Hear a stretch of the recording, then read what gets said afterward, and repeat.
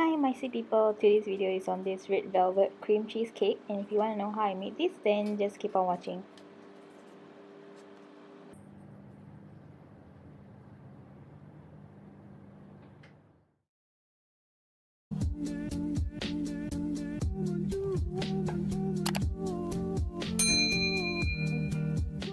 The items you'll need for this red velvet cake will be cake flour, white sugar, cocoa powder, icing sugar, powdered sugar, eggs, salt, vanilla extract, red food coloring, white vinegar, buttermilk, baking soda, vegetable oil, butter, and cream cheese. You can prepare your bowl and add in your butter, white sugar, and then you can start to use your beater to mix them.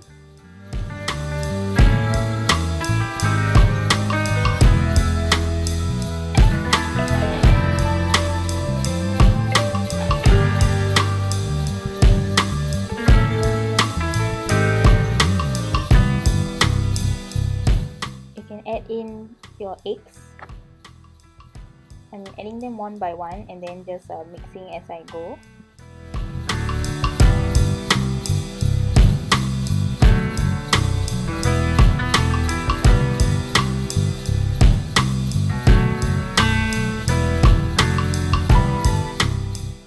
Once the eggs are mixed in, you can add in your oil. Use either vegetable or canola oil.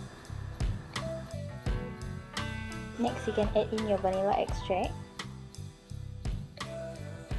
So for the red food coloring, I was quite skeptical actually for using the whole bottle, but then I realized that without the whole bottle, you actually won't get the red velvet look.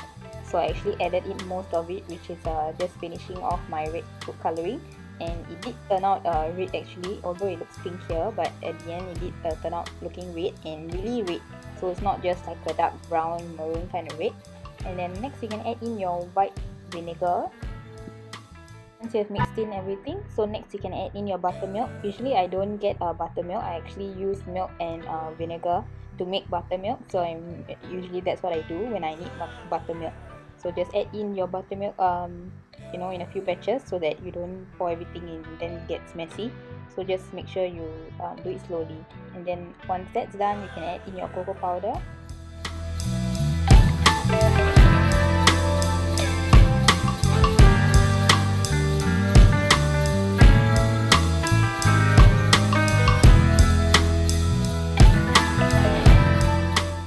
Moving on, you can add in your cake flour. So I'm just sieving the flour and adding in bit by bit, so it actually be easier instead of just putting everything in. So it'll be easier for me to mix in without getting any messes.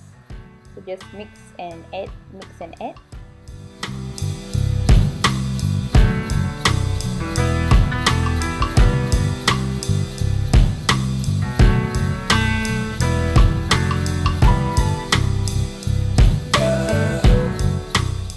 Now you can add in your baking soda and then just continue mixing with your beater.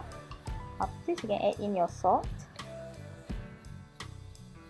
So this will be the first time I'm actually doing a cake that is almost professionally made, something like that if you want to call it. So it's like I made the whole cake from scratch, and this was really not easy, and it really took a long time for me to actually make this. So just prepare your pan, and here I'm struggling to put in the parchment paper because I want it to be easier for me at the end, so I like putting in parchment paper. And then once you're done, then just add in your batter and prepare to bake. So just make sure you're using 2 pans instead of like me, I'm actually using 1 whole pan. So in the end I was like I should have just baked it twice instead of being lazy. So just remember that.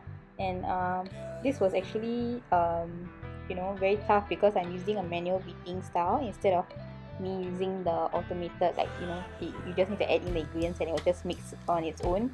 I don't have to hold it, so it's really tedious for me. And yeah, so once you add in your batter, just make sure you tap it on the surface on the table, and then you can get rid of the air. So you can bake at 350 for 28 to 32 minutes. While waiting for the cake to bake, you can start to do your cream cheese. So you can get another bowl and add in your cream cheese and also your butter. So I'm just mixing in the cream cheese first, and then next you can add in your butter.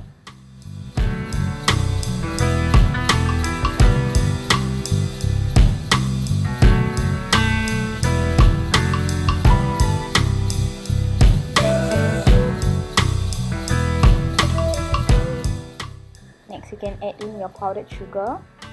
So just add it bit by bit because it's 3 cups, so it's a lot to add it all at once.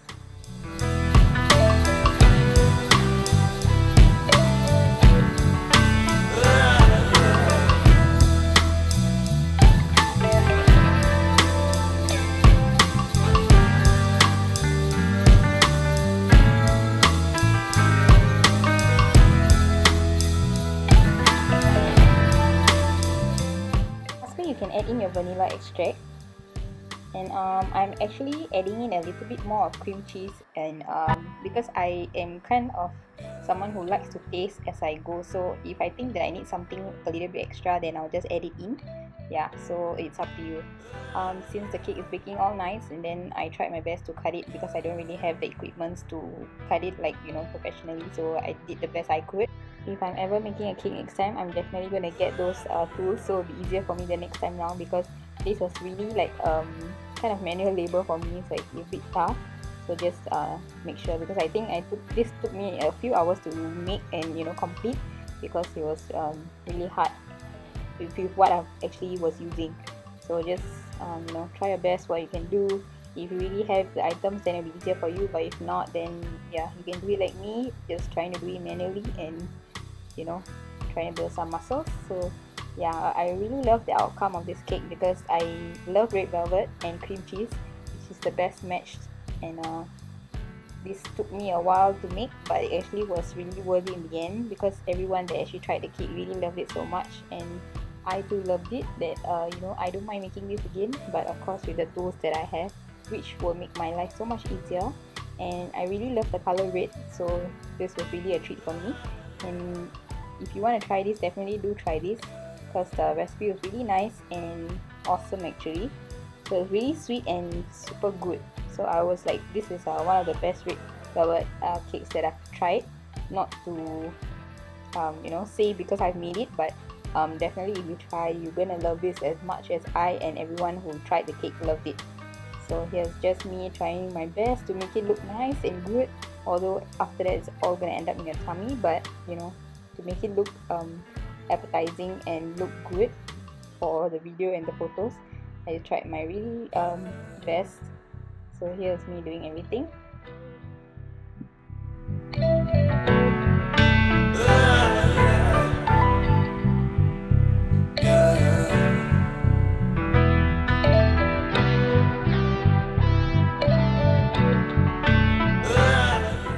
For this part, I actually took some of the cake initially. Before after baking it, I cut it out, whichever parts I didn't want, so I actually kept some of it, and to make it you know, like this, so I just add in like a powder kind of thing. So it's like, usually I see those done in the cake shop, so I tried my best to do it and replicate it as well. So really love how it looked, and it was damn awesome, other than the part that some parts were looking a little bit weird, but still look really awesome.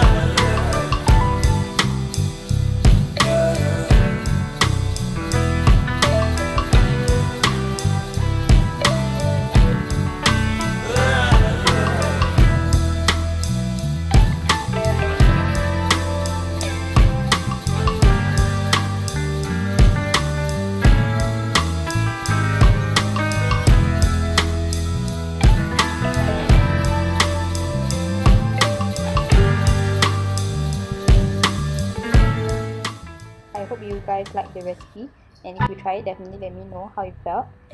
So thank you so much for watching, and see you guys in my next video. Don't forget to subscribe and like this video, and see you guys in my next video. Bye guys.